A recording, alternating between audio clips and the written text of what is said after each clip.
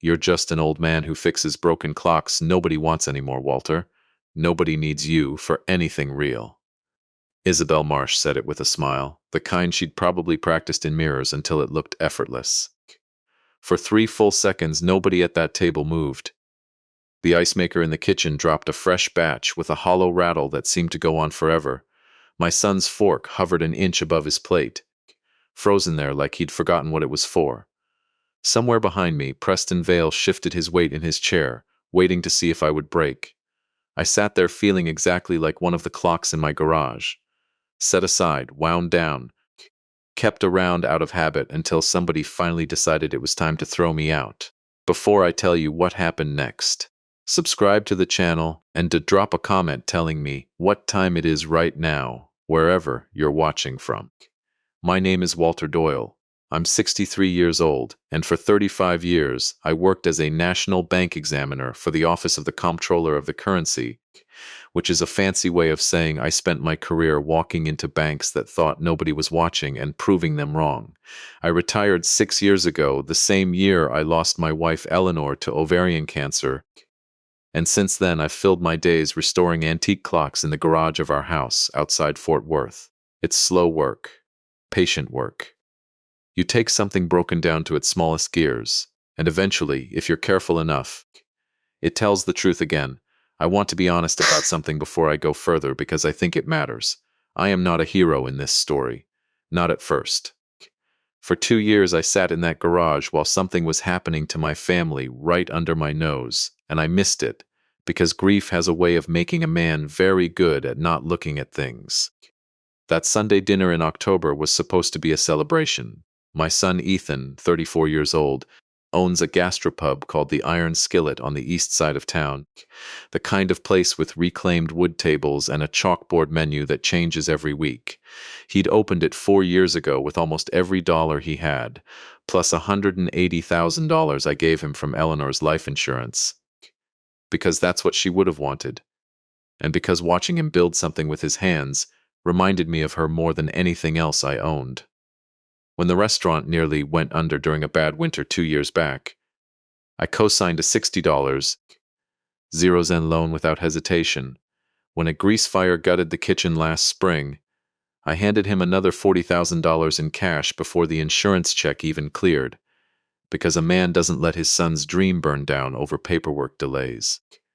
I tell you these numbers not to keep score. I tell you because they matter later. Ethan had been dating Isabel for about 7 months by that dinner.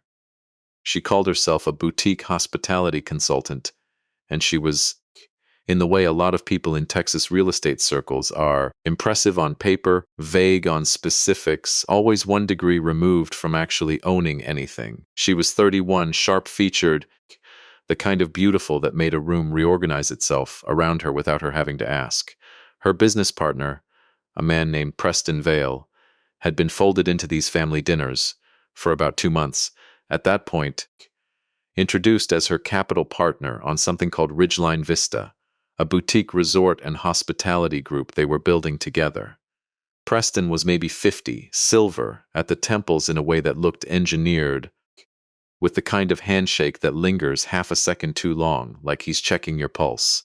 That night, over pot roast Eleanor used to make from the same recipe I still cook badly, Isabel opened a leather portfolio and laid it on the table like she was dealing cards.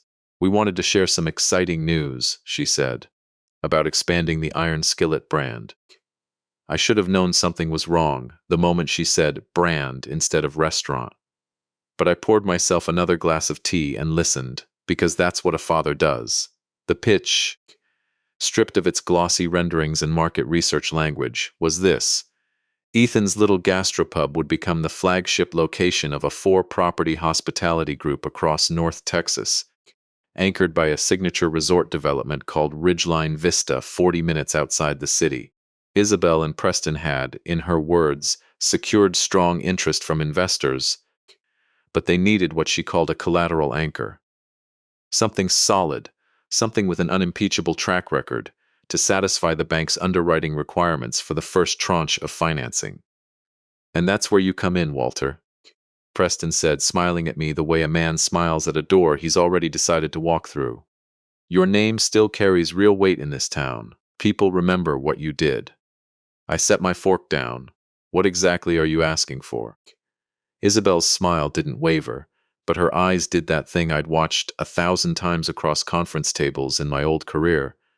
That half-second recalibration when someone realizes the mark isn't following the script the way they'd hoped. Nothing you don't already have the authority to do, she said smoothly. Ethan mentioned you still hold the family trust on Bluebonnet Ridge, the ranch. 40 acres, paid off, appraised well over $4 million. We just need it listed as collateral support on the loan application. A formality, really. Bluebonnet Ridge was my father's land before it was mine. 40 acres of blackjack oak and Texas blue stem an hour west of the city. Held in a family trust I'd managed as trustee since my father passed in 1998. It wasn't just dirt. It was the only place on earth that still smelled like my childhood. That land isn't available, I said. Not for this. Not for anything. That was when the temperature in the room changed. Isabel set down her wineglass with a click that was just a little too sharp, and I watched the warmth drain out of her face, like someone had pulled a plug. You're just an old man who fixes broken clocks nobody wants anymore, Walter, she said. Nobody needs you for anything real. There it was. The room went silent except for that ice maker. Ethan's fork hovered. Preston watched me with the patient, unblinking attention of a man who has learned exactly how long it takes people to fold. I didn't fold. But I also didn't fight. Not that night. 35 years of examining banks teaches you one thing above everything else. The moment you show your hand is the moment you lose the whole table. So I finished my tea, told everyone I had an early morning, and drove home in silence with the radio off. Turning her words over and over in my head, the way you turn a watch case, over looking for the tiny screw that will let you see the mechanism underneath. I told myself it was nothing. A rude comment from a stressed young woman under financial pressure. I told myself Ethan would never let anyone touch Bluebonnet Ridge, because he'd grown up chasing fireflies across that field with his mother, and some things a son simply doesn't sign away. I want to tell you I trusted my instincts immediately. I didn't. There's a thing that happens to a man after his wife dies. I stopped opening a lot of mail. Insurance paperwork, trust correspondence, anything with the word estate printed on the envelope went into a drawer in my study, unopened, for months at a time, because reading those words felt like reopening a wound that had only just started to close. I am telling you this now because it's the truth, and because it's the exact reason what happened next was able to happen at all. A man who reads his own mail catches fraud early. A man who's still grieving his wife 6 years later sometimes doesn't. 3 weeks after that dinner, I got a phone call from a woman named Callie Chen. I didn't recognize the number, a Fort Worth area code, and I almost let it go to voicemail. Mr. Doyle, she said, once I picked up, this is Callie Chen over at Lonestar Heritage Bank.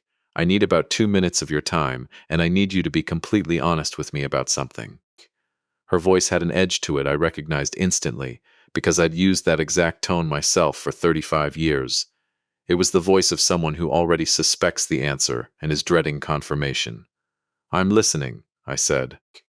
Does the name Ridgeline Vista Development Group mean anything to you?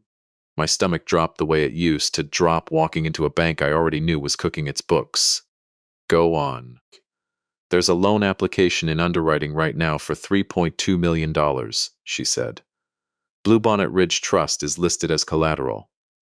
Your name is on the guarantor line, with a power of attorney document attached. Dated 11 days ago. She paused, and I heard her take a breath like she was steadying herself before stepping off a ledge. Mr. Doyle, I need to ask you something, and I need you not to panic when I do. Did you authorize this loan? I stood very still in my kitchen, one hand braced against the counter, staring at the calendar on the wall where Eleanor's handwriting still marked appointments from 6 years ago that I'd never had the heart to erase. No, I said. I did not. There was a long pause on the line, long enough that I thought the call had dropped. Then Callie Chen said something that stopped my heart cold in my chest. Mr. Doyle, before we go any further, I need you to know that I know exactly who you are.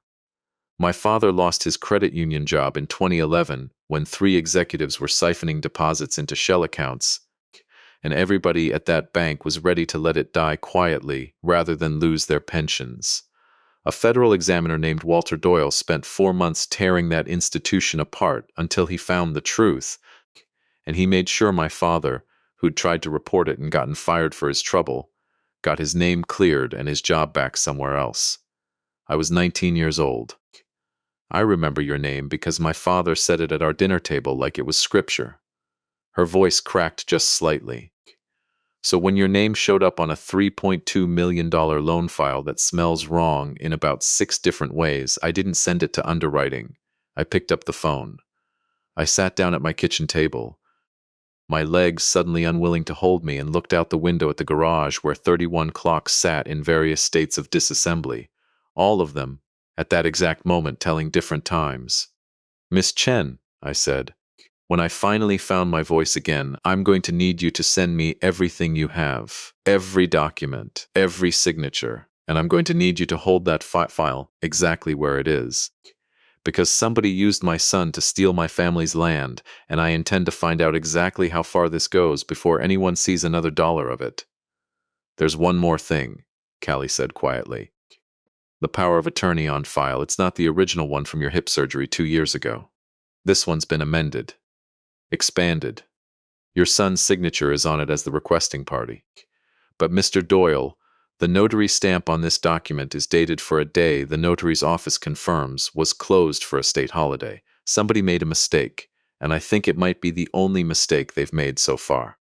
I looked down at my own hands, still strong, still steady after 63 years, and I thought about every fraud file I'd ever closed, every criminal I'd ever helped put away, and I understood with total clarity that this was no longer a case I was examining from the outside. This time, it was my own house that needed opening up. He didn't answer his phone until the 4th call. "Ethan," I said. When he finally picked up, "I need you to come to the house tonight. Alone. Dad, it's almost 11. I know what time it is. Come anyway." He showed up 40 minutes later in the sweatshirt he'd worn through college. Hair pushed back like he'd been running his hands through it for hours, and the moment he saw my face in the doorway, something in him seemed to collapse from the inside, the way a building looks right before it folds in on itself. "You know," he said. It wasn't a question. I stepped back and let him in, and we sat across from each other at the kitchen table where I used to help him with algebra homework, and for a long time neither of us said anything. The refrigerator hummed. Somewhere in the garage, one of my clocks struck the half hour, off by 11 minutes from the others, the way it always was, because I hadn't finished repairing its escapement yet. "Start from the beginning," I said. "And Ethan, I need the truth. All of it. Not the version that makes you look less foolish." He put his head in his hands, and when he spoke, his voice was smaller than I'd heard it since he was 10 years old, the year his beagle died. "Isabel and Preston needed proof of collateral fast, before some funding window closed. They said the deal would fall apart otherwise. Preston had a lawyer friend, said he could expedite an amendment to the POA from your surgery. Said it was just formalizing what you'd already agreed to at dinner. He put the papers in front of me at Isabel's condo. I signed because..." His voice broke. "Because I've been drowning, Dad. The restaurant's underwater. I owe 2 vendors I haven't told you about. I thought if this deal went through, I could fix everything before you even had to know there'd been a problem. I told myself it wasn't stealing if I was going to pay it back before you noticed. You forged an amendment to a legal document giving away my land. I didn't think of it as forging. I thought..." He stopped. I don't know what I thought. I wanted to believe them so badly. I stopped asking the questions I should have asked. I have spent 35 years learning to read the difference between a man who's lying to save himself and a man who's horrified at what he's already done. My son was the second kind, and that distinction was the only thing standing between us at that table. "Did you ever ask to see actual signed contracts from the resort's other investors?" I asked. "Building permits? Environmental surveys for 40 acres of undeveloped land you were about to break ground on? No. Did you ever meet anyone connected to this deal besides Isabel and Preston?" He shook his head slowly, and I watched the realization crawl across his face like weather moving in. "There is no ridgeline vista," I said quietly. There never was. I want to pause here and tell you something I didn't understand until much later.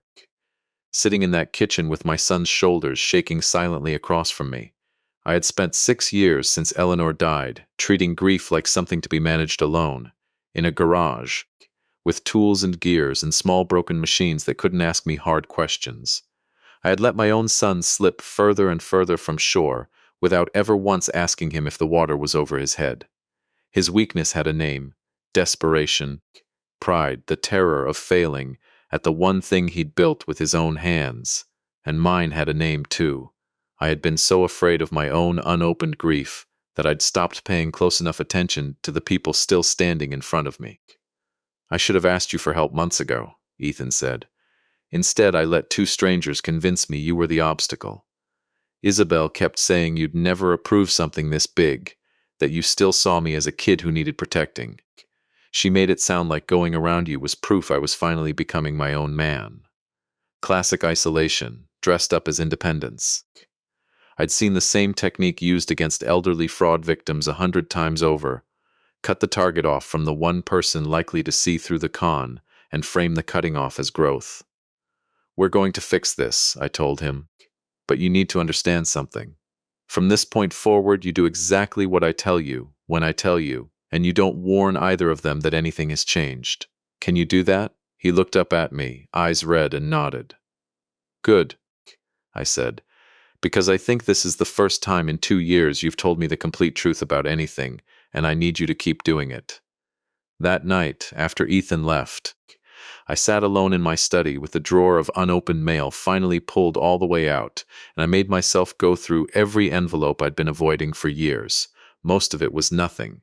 Insurance renewals, trust statements, a letter from Eleanor's oncologist's office that I couldn't bring myself to read even then. But near the bottom, dated 4 months earlier, was a notice from the trust's registered agent about a request to add a secondary authorized signer to the Bluebonnet Ridge account. I had never seen it. I had never opened it. If I had, this entire scheme might have died in its first week. I didn't sleep that night. Instead, I called a number I hadn't used in 3 years. Ray Ferris had worked private investigation cases for me back when I needed information a federal badge couldn't officially chase down. Old colleagues who'd left the agency for the private sector, informal channels, the kind of digging that lived in the gray space between legal and unofficial. Walter Doyle, Ray said when he picked up, sounding like he hadn't slept in a decade, which was more or less true. Thought you retired to fix pocket watches. I did. Now I need you to help me take apart something bigger. I told him everything. Isabel Marsh, Preston Vale, Ridgeline Vista, the forged amendment, the loan at Lone Star Heritage. He whistled low the way he always did when a case had teeth. Give me 5 days for preliminaries, he said.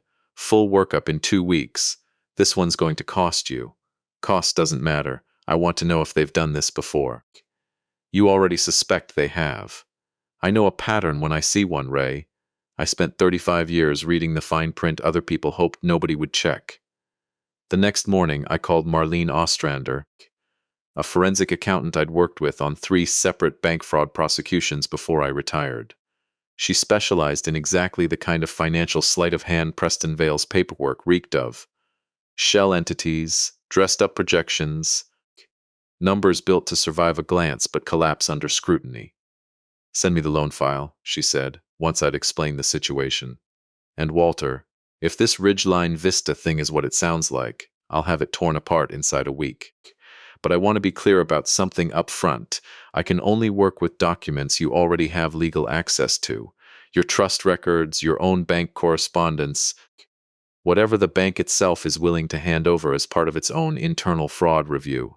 I'm not hacking anybody's private accounts, and neither should you, no matter how satisfying it might feel. Understood, I said, and I meant it. I had spent my entire career building cases on paper trails obtained the right way, because the moment you cut a corner to catch a criminal, you become the reason the case falls apart in court. I wasn't about to abandon 35 years of discipline over one bad Sunday dinner. 5 days later, Ray called back. Isabel Marsh, he said, born Isabel Renee Carruthers, 31 years old. 2 previous ventures under 2 different names in the past 6 years. First one, a boutique winery development outside Waco. A man named Douglas Pratt put up his family vineyard as collateral for what he thought was a joint expansion. Lost the vineyard when the joint venture partner disappeared with the operating capital 11 weeks after the papers were signed. Second one, Amarillo, a wedding venue and events group. A widow named Carol Simmons put her late husband's ranch on the line for a development that never broke ground. Lost the ranch in a foreclosure auction 18 months later. My hand tightened around the phone. And Preston Vale? That's the interesting part, Ray said. Preston Vale isn't his real name either. He's been Preston Halloway in Amarillo, Preston Vance in Waco. Same face, same silver hair. Always the capital partner who never quite has his own name on anything that matters. I'm still digging into his real identity, but here's what I can tell you. For certain, every single one of these schemes follows the same shape. Find a family with an asset the bank will actually accept as real collateral. Find the adult child under financial pressure. Isolate them from whoever in the family would ask hard questions. Move fast. Get papers signed before anyone slows down enough to think. Then vanish with whatever they can pull before the loan defaults or the fraud gets discovered, whichever comes first. How much total? I asked, already knowing the number would be ugly. Across the two confirmed victims, just over $1.1 million in lost collateral value. And Walter, I found signs of at least two more. Records get murky, names change, but the pattern's there going back further than 6 years. If they get the full 3.2 off Bluebonnet Ridge, it'll be the biggest score they've ever pulled. I sat with that number for a long moment, staring out my study window at the garage where my clocks kept their imperfect honest time.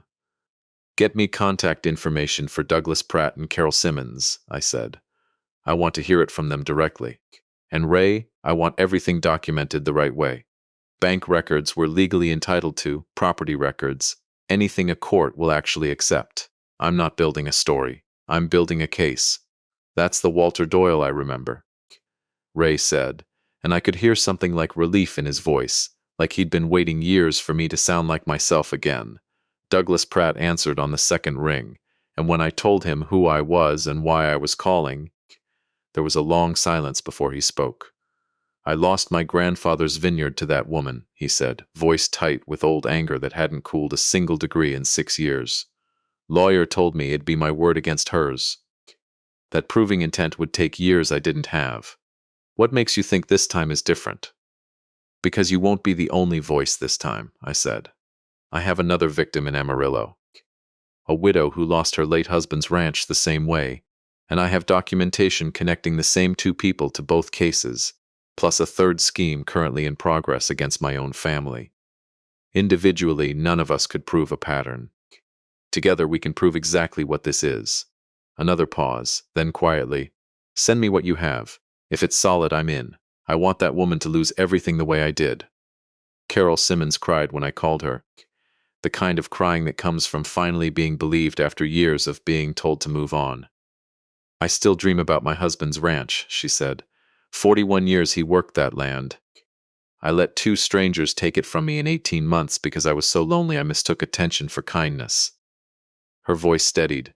Whatever you need me to do, Mr. Doyle, I'll do it. 2 victims. A pattern spanning 6 years and over $1 million in stolen collateral, and my own son sitting at the center of a third attempt, only weeks away from losing 40 acres that had belonged to our family since before he was born. I called Diane Kowalski next, an attorney I'd worked alongside during 3 federal fraud prosecutions before retirement, a woman with a particular talent of building cases, so airtight that the opposing counsel usually folded before trial. I need you to help me build something that doesn't just stop this scheme, I told her. I need it to end them completely, so they can never do this to another family again. How personal are we talking, Walter? About as personal as it gets, I said. It's my son, it's my father's land, and it's a debt I owe 2 other families who never got the justice they deserved the first time this happened to them. Diane was quiet for a moment. Then we're going to need more than paperwork, she said finally. We're going to need them to convict themselves out loud, in a way no judge can dismiss as coincidence. Do you have any way to get them talking without them knowing they're being recorded? I thought about Ethan, about the guilt still raw on his face at my kitchen table 2 nights earlier, about the fact that Texas only requires one party's consent to record a conversation, and about the fact that my son, for the first time in months, was finally desperate enough to help me instead of them. I think I do, I said. But it's going to mean asking my son to walk back into that condo and sit across from the two people who used him and pretend for a little while longer that he still trusts them completely. Can he do that? I thought about the boy who used to chase fireflies across Bluebonnet Ridge with his mother, who cried the day his beagle died, who had just spent the last 2 nights sleeping on my couch because he couldn't stand being alone with what he'd done. He's going to have to, I said, because in 6 days they're expecting a signature that finalizes the loan disbursement, and I intend for that signature to be the last mistake they ever make. Diane Kowalski met us at my house the next morning with a stack of documents an inch thick, and the first thing she did was spread the loan file across my kitchen table like a surgeon laying out instruments. Here, she said, tapping a line halfway down the second page. Look at the guarantor signature block. I leaned in. My name was printed in the neat block letters banks require, Walter Aguindo style. That's wrong, I said. My middle name is Ewan, after my grandfather. Nobody who's spent real time with our family gets that wrong. Diane smiled, the thin, satisfied smile of a lawyer who's just found the thread that unravels everything. Preston Vale's lawyer friend pulled your name off a public records database somewhere and guessed at the rest. It's a small mistake, but it's the kind of small mistake that tells a judge these people never actually knew you. They researched you. And research isn't authorization, Walter. That single word is going to matter more than you think. I sat with that for a moment, turning it over the way I used to turn over a single miscoded transaction that would eventually unravel an entire bank's books. A stranger had sat somewhere with a printout of my public information and built a version of me, convincing enough to steal 40 acres, and had gotten a detail wrong that any real friend of this family would have known without thinking. It was such a small thing. It was everything. There's something else, Diane said, sliding a second document across the table. The amended power of attorney itself. I had a colleague who specializes in elder fraud. Review it line by line. The notarization is fraudulent. We already knew that from the state holiday discrepancy Callie caught. But look at the authorization language here. She pointed. This doesn't grant Ethan authority to pledge trust assets as loan collateral. It's worded to sound like it does, but legally it doesn't come close. Whoever drafted this wanted it to survive a glance from an underwriter in a hurry, not survive an actual attorney reading it carefully. That tells me something important. They've never had to defend this document in court, which means they've never been caught.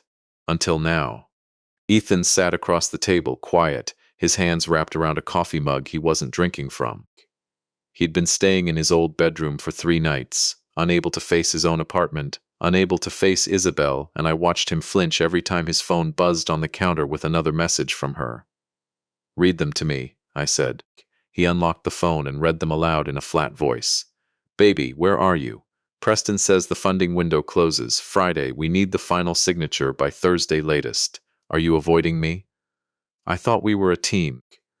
They're rushing you, Diane said, which tells me they're worried about something. Probably nothing more than an internal deadline on their end, but panic makes people careless. This is exactly the moment where we want them talking, not silent. That was when I told Ethan what I needed him to do. I want you to go back, I said. Sit with them. Let them believe everything is still on track, and I want you to record every word. His face went pale. Dad, if they figure out, they won't if you do exactly what I tell you. I slid a small recorder across the table, the kind Diane's office kept for exactly this purpose, no bigger than a matchbook. Texas only requires one party's consent to record a conversation. You're that party. Everything you capture is completely legal, and it's the single most powerful thing we can hand a jury. Ethan looked at the recorder like it might bite him. Then he looked up at me, and something steadied in his face. Not confidence exactly, but resolve. The particular kind that comes from a man finally choosing to walk toward the fire instead of away from it. Okay, he said. Tell me what to say. We rehearsed for 2 hours. Diane coached him on questions that would sound natural but pull useful admissions. Remind me again how the vineyard deal in Waco went. I heard you mention it once. What happens to our percentage if the resort takes longer to build than projected? Small, curious, harmless sounding questions that a nervous, trusting boyfriend might genuinely ask. By the time he left for Isabel's condo that evening, I felt something I hadn't felt in 6 years, not since before Eleanor got sick. My hands weren't steady, exactly, but my mind was clear in a way it hadn't been in a long time. And for the first time since retirement, I recognized the man looking back at me in the hallway mirror. The recording came back at 11 that night. Ethan sat across from me in my study, his face gray with exhaustion, and pressed play without a word. Isabel's voice filled the room, warm and casual, the voice of a woman completely unaware she was being documented. Waco was a mess because Douglas kept asking to see contractor bids before we'd even lined up the second round of funding. Lesson learned. Now we get the collateral locked first. The actual construction details later. Way easier to manage a partner's expectations once the money's already moving. Then Preston's voice, lower, amused. The old man in Amarillo, Carol's husband. Christ, that ranch. 18 months of milking maintenance advances before we even had to walk away. People don't check as carefully as you'd think once they believe you're already family. Ethan's recorded voice, carefully casual. What happens if Walter's loan actually gets fully disbursed? Like, what's the actual plan for construction? A pause. Then Isabel, laughing softly. Baby, there's no construction. There's a first disbursement, working capital fees, consulting retainers. By the time anyone asks where the resort actually is, we've already restructured the LLC twice and the money's somewhere they can't touch it. You worry too much. Just get your dad's signature finalized and let the grown-ups handle the rest. I stopped the recording there. Ethan wasn't looking at me. He was staring at the floor, jaw tight, and I understood that hearing it in her actual voice, unfiltered by love or hope, had done something to him that no amount of my warnings could have done. There's more, he said quietly, near the end. He pressed play again. This time it was just Preston and Isabel, alone in another room. Voices lower, Ethan's own recorder apparently still running in his jacket pocket after he'd stepped out to use the bathroom. You sure the kid's still solid? Preston's voice. He's fine. Scared, desperate, exactly where we need him. Good, because once Doyle's collateral clears, I've got the Denton deal lined up. Different name, different city, faster this time. A pause. Then Isabel, an edge creeping into her voice for the first time. We're doing Denton together, right? Same split as always? Another pause, just half a second too long. Sure, same as always.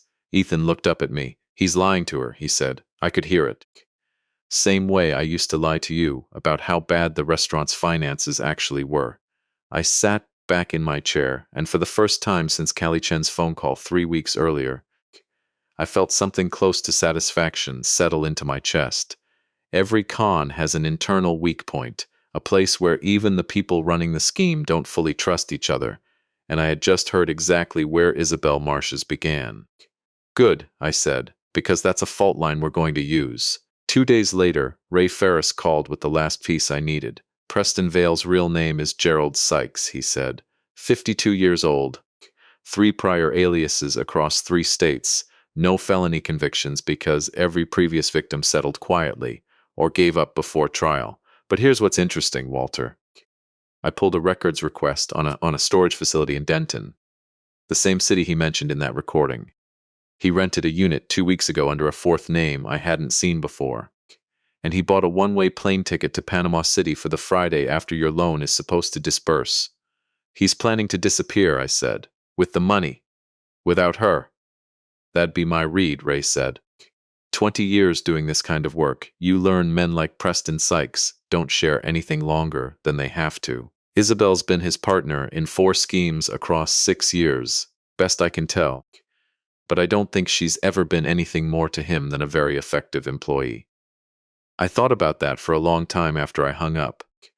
Isabel Marsh had walked into my son's life and dismantled it piece by piece with the confidence of a woman who believed she held all the power in every room she entered.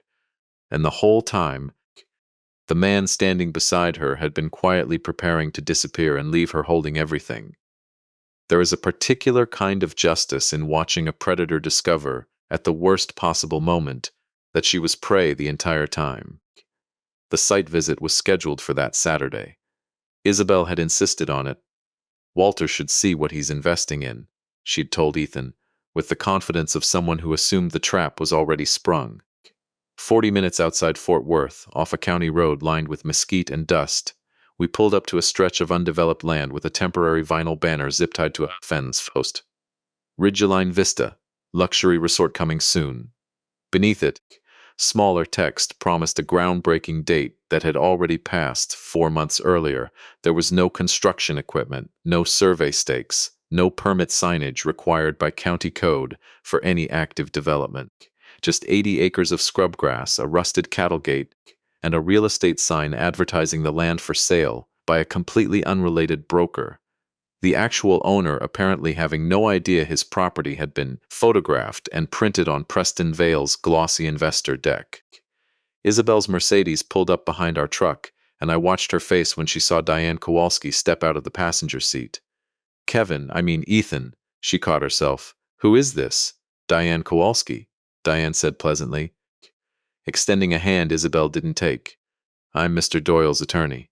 The temperature dropped 10 degrees in about 2 seconds. Why would you need an attorney at a site visit?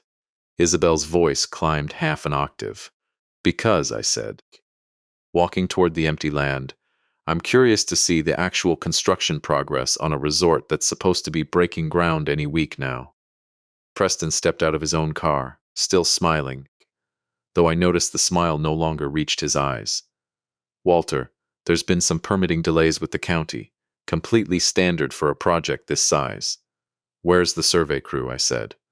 Where are the environmental studies? Where is a single sign of anyone doing anything on this land besides tying a banner to a fence post? I turned to Diane. You said Texas Secretary of State records show no registered business entity called Ridgeline Vista Development Group. Correct, Diane said, opening a folder. No such entity exists. What does exist is an LLC called Meridian Capital Solutions, registered 11 months ago in a P.O. box in Denton, with Gerald Sykes listed as the sole managing member. She held the page up. Gerald Sykes, not Preston Vale, not Preston Vance, not Preston Halloway.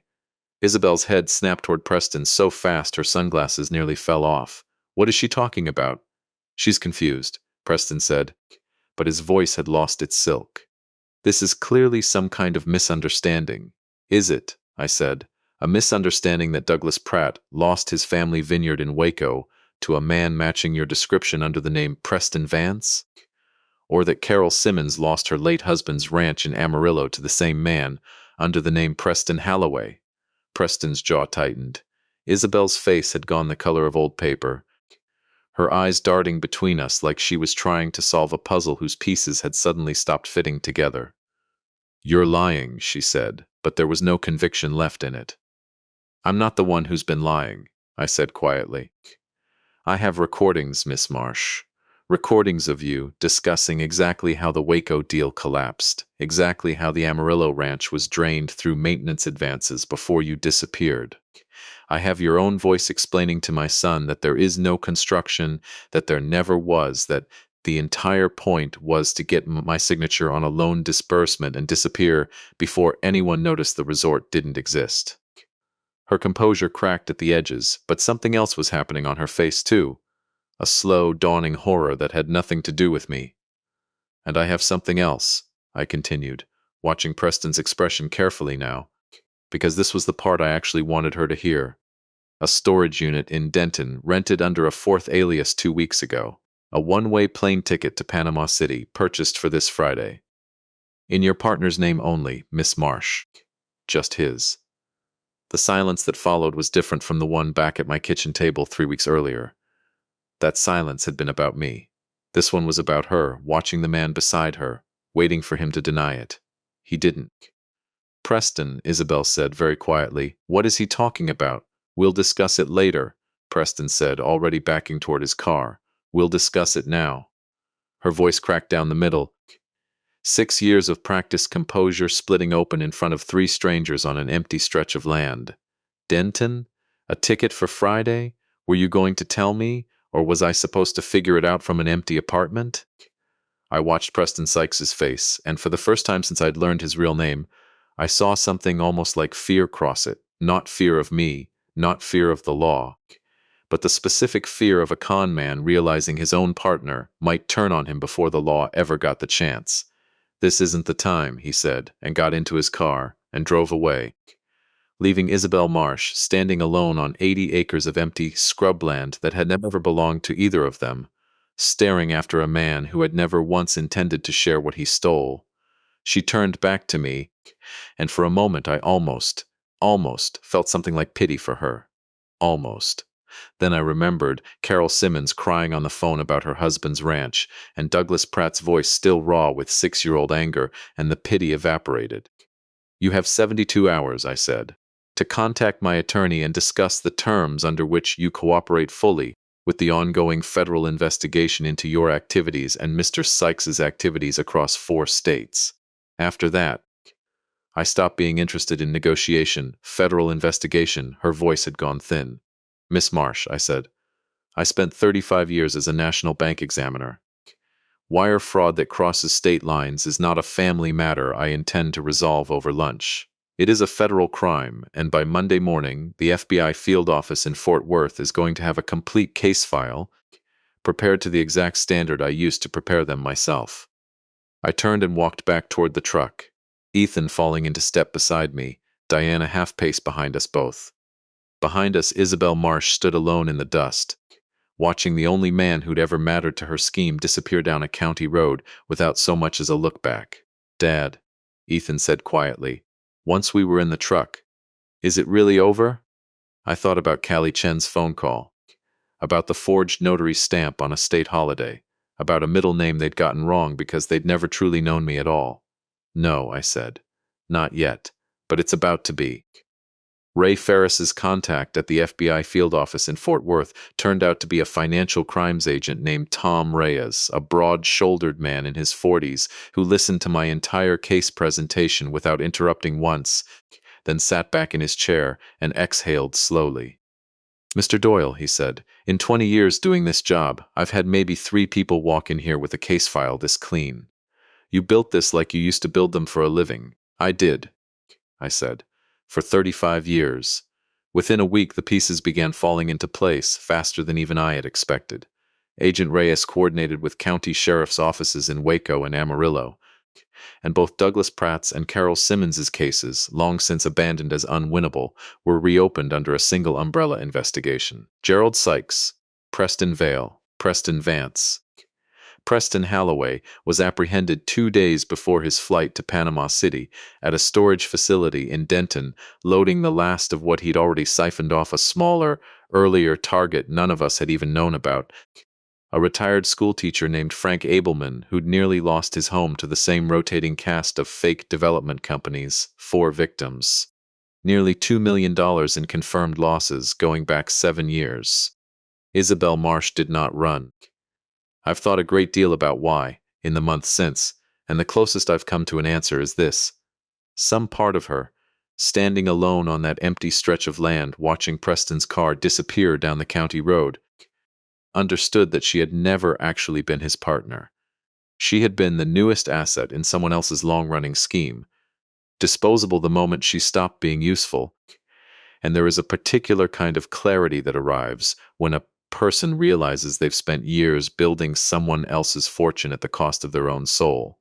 She called Diane Kowalski herself 3 days after the site visit and asked what cooperation would actually look like.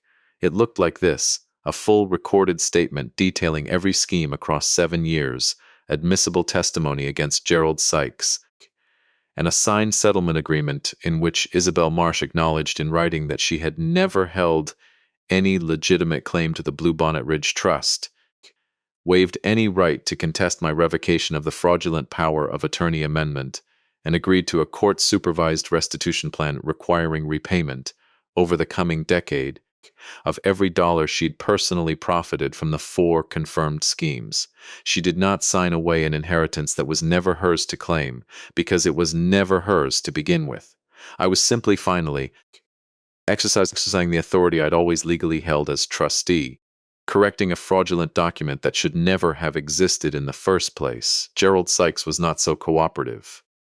He fought the charges for 11 weeks, right up until Agent Reyes's team produced bank records showing the Denton storage unit contained physical evidence connecting him to all 4 schemes: cash, forged identification documents, notary stamps he'd used to fabricate the very holiday-dated seal that Callie Chen had caught in the first place. Faced with wire fraud charges across 4 states carrying a combined maximum of nearly 30 years, he pleaded guilty in exchange for a recommended sentence of 11 years in federal prison. Isabel Marsh's cooperation earned her 4 years, with the restitution order attached for the full decade beyond that. She would be 35 when she walked out, with a debt following her for years afterward, and a criminal record that would follow her longer than that. I did not attend either sentencing hearing with anger in my chest. I want to be honest about that because I think it matters. I attended with something closer to exhaustion, and beneath the exhaustion a strange kind of grief. Not for what had been taken from my family, because we had gotten that back, but for 4 people across 7 years who'd trusted the wrong smile at the wrong table, the way my own son once had. The iron skillet reopened on a Saturday in late spring, 6 months after that first terrible dinner where Isabel Marsh told me I was nothing more than an old man fixing broken clocks nobody wanted anymore. Ethan had spent the winter rebuilding more than his restaurant. He'd sat with Diane Kowalski through every deposition, driven to Waco personally to apologize to Douglas Pratt in person, and spent one long, difficult Sunday afternoon at my kitchen table telling me things about his financial fear and his loneliness that he'd never said out loud to anyone, not even Eleanor, back when she was alive to hear them. I let 2 strangers convince me you didn't believe in me, he told me that afternoon. But the truth is, I stopped believing in myself first. They just found the crack and pushed. You're not the first person to mistake attention for love, I said. Your mother used to say something like that about people who'd rather be flattered than known. He looked up at me. I keep thinking about that. About what she'd say if she'd seen any of this. I hadn't planned to tell him about the letter that day. But something in his face, some particular combination of grief and hope I recognized because I'd worn it myself for 6 years, made me go to my study and retrieve the small wooden box I'd kept sealed since the week Eleanor died. Eleanor had written the letter 8 months before she passed, in the last stretch when the treatments had stopped working and she'd started, quietly and without telling me at first, putting her affairs and her wishes into words. She'd sealed it and given it to me with instructions. Give this to Ethan on the day he truly needs it, not before. I had carried that box through 6 years of grief, through his engagement to a woman before Isabel that hadn't worked out, through the restaurant opening, through the fire, never once feeling certain the moment had arrived. I set the box on the table between us. Your mother wrote you a letter, I said. She told me to give it to you when you actually needed it. I think that day is today. Ethan's hands shook as he opened the seal.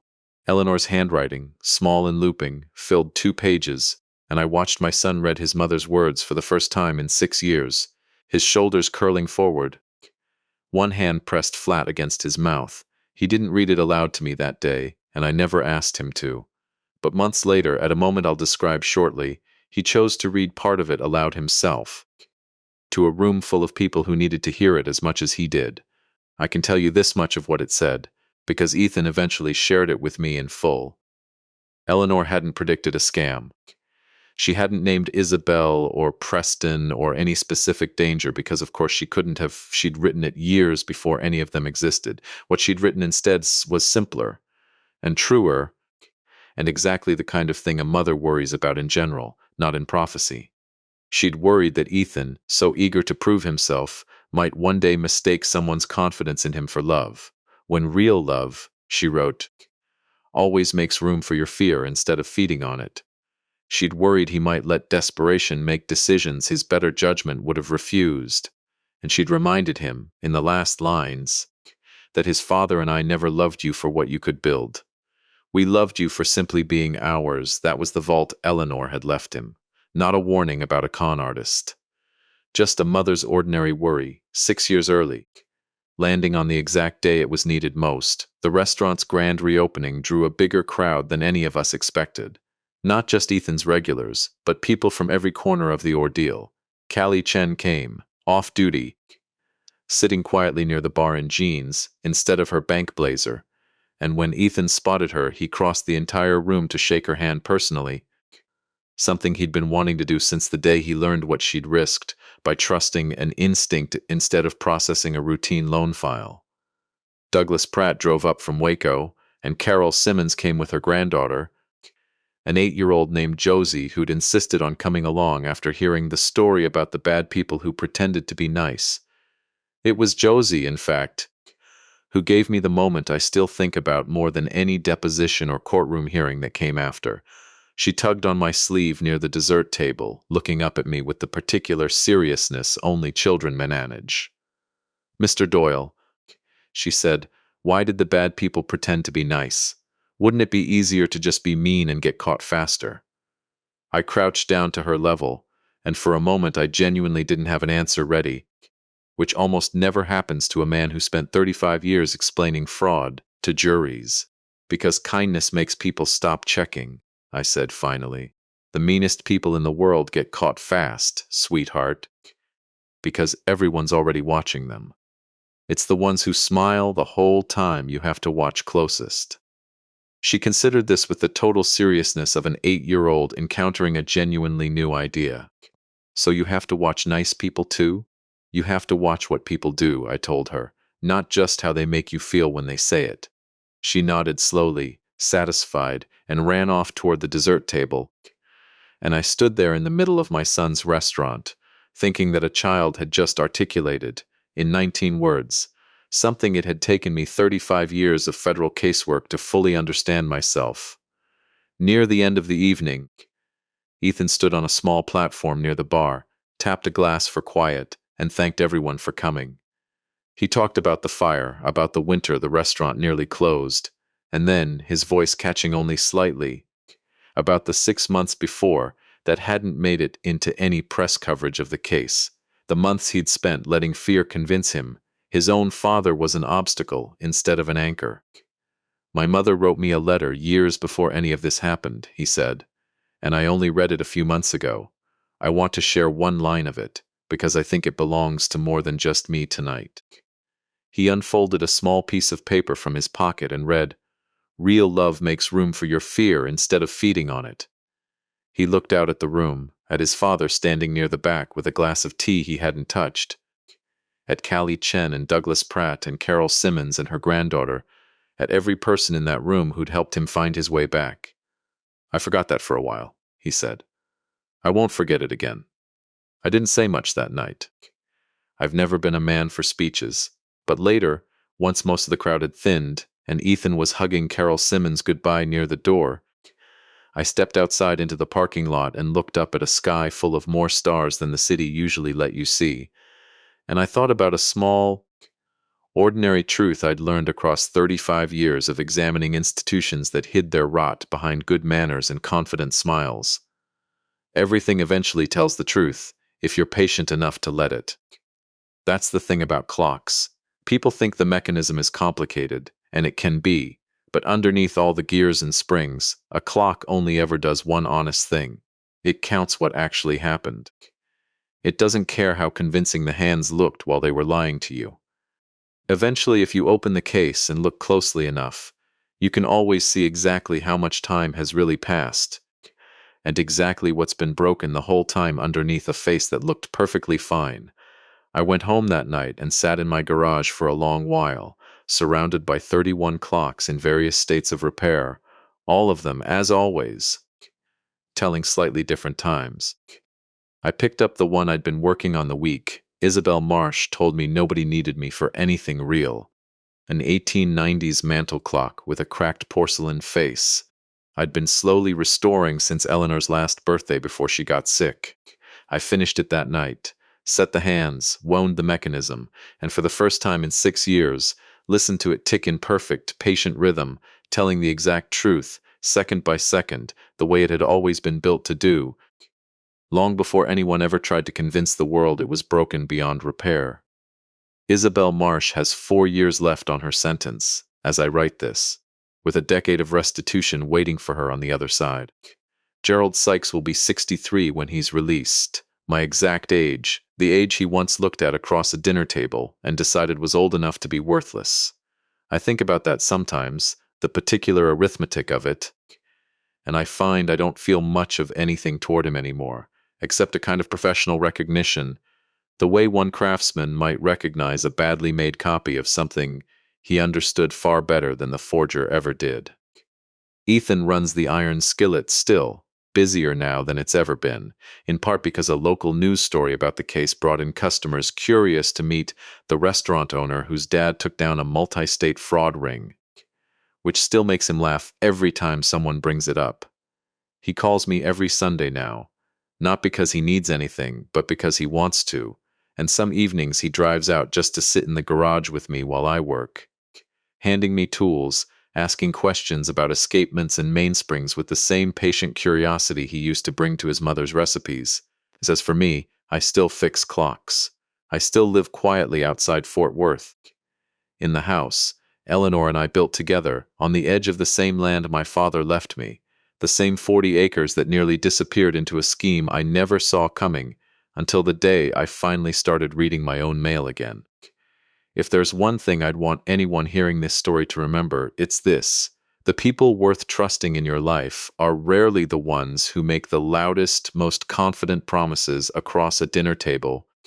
They're the ones still standing beside you, quietly, patiently, long after the smile has faded from someone else's face, and the truth has finally had time to show itself. Time always tells the truth eventually. You just have to be patient enough and honest enough to let it.